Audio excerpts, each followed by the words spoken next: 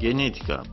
Şübhəli hallarda uşaq doğulana qədər atalığın təyin olunması DNT testi ilə edilir. Müayinənin dəqiqliyi 99-100%-dir. Lazım olunan material bir neçə metodla əldə edilir. Xorion, döl qişası xovlarının biopsiyası, hamiləliyin 9-12-ci həftəliyində ultrasəs müayinəsi nəzarətində qarnın ön divarından və ya uşaqlıq yolundan iynə keçməklə edilir.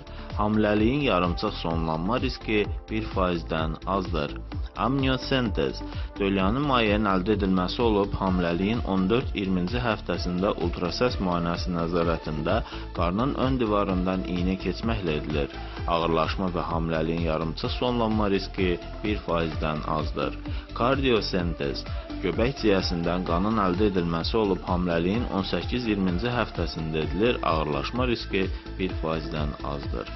Digər tərəfdən genetikanın kompüter proqramları vasitəsilə planlaşdırılan övladın şərti portretini yarada bilmə imkanı var.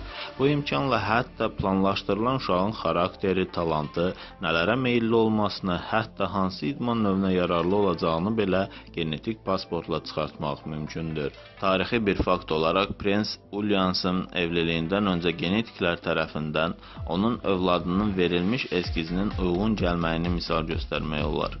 Bu məlumdur ki, genetik olaraq bütün informasiya nəsildən nəslə ötürülür.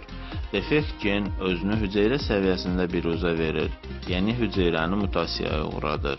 Başqa sözlə meydana çıxan genetik qüsur həm atadan, həm anadan alınmış ola bilər.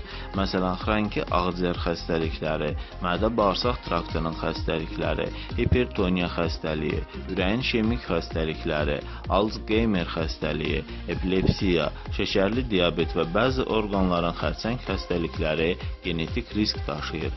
Genetik riskə bir misal, atasında saç tökülməsi olan şəxsin ancaq 30% bu riski daşımasını göstərmək olar. Nəzərə alsaq ki, bu risk ana xətti ilə 70%-dir. Ana babasında saç tökülməsi varsa, o şəxsin keçəl qalma şansı daha çoxdur.